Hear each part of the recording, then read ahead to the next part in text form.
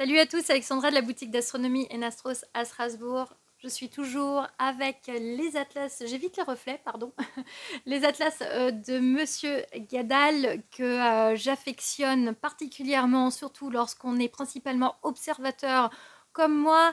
Aujourd'hui, alors on va continuer dans les amas globulaires. Je vous propose d'aller dans la constellation de la Balance. Nous allons chercher l'amas globulaire du fantôme, répertorié dans le New General Catalogue au numéro 5897. Il a été découvert par William Herschel, bien sûr.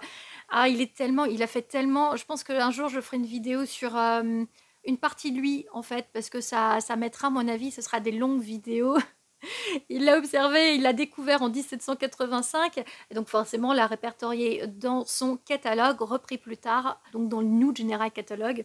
Alors, situé à environ 40 000 années-lumière de nous, magnitude de 5,8. Attention, pour aller le retrouver, déjà, petit point de repère ici avec le logiciel Stellarium. On va aller En fait, il faut que vous alliez chercher la constellation de la Balance. Ça, c'est votre premier objectif. Donc déjà, dans les constellations du zodiaque, vous savez que la Balance est la constellation qui se situe entre la Vierge et le Scorpion. La Vierge, on la retrouve avec l'étoile Spica.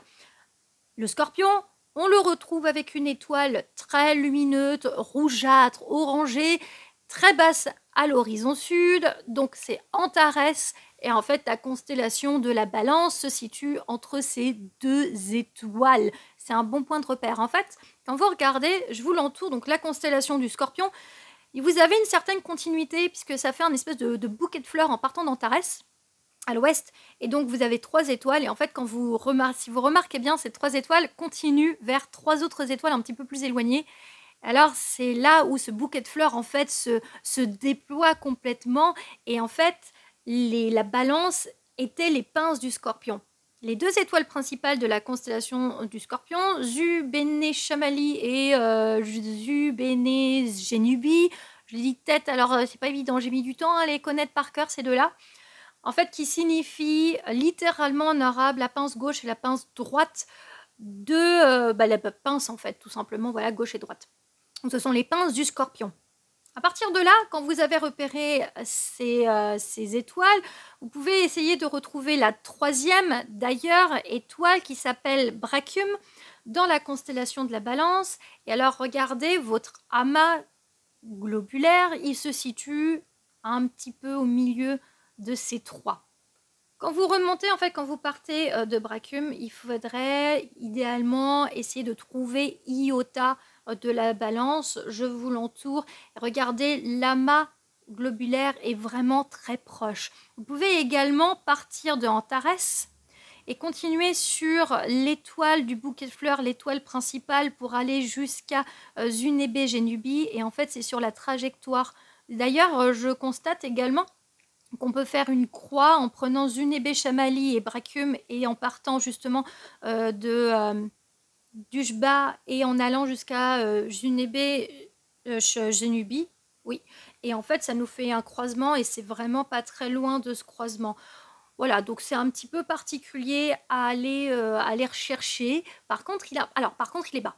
Déjà, j'ai oublié de préciser, forcément, constellation Balance, Scorpion, Sagittaire et Capricorne sont très bas dans les latitudes. À partir de l'horizon, on est une vingtaine, trentaine de degrés au maximum lorsque c'est vraiment sur la méridienne sud.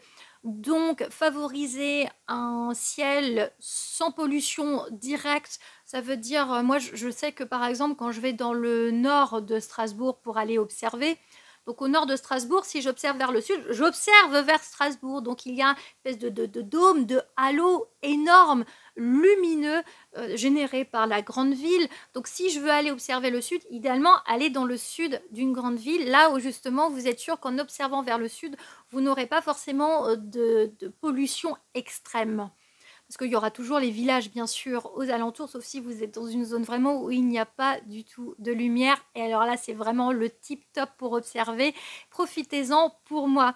J'espère que vous arriverez à le retrouver grâce à ma vidéo, peut-être, si vous ne l'avez pas encore recherché. Je vous remercie d'avoir regardé ma vidéo. N'hésitez pas à vous abonner. N'hésitez pas également à me suivre sur les réseaux sociaux. Il y a le Facebook Enastros, l'Instagram Alex Enastros et enastros.fr. Salut!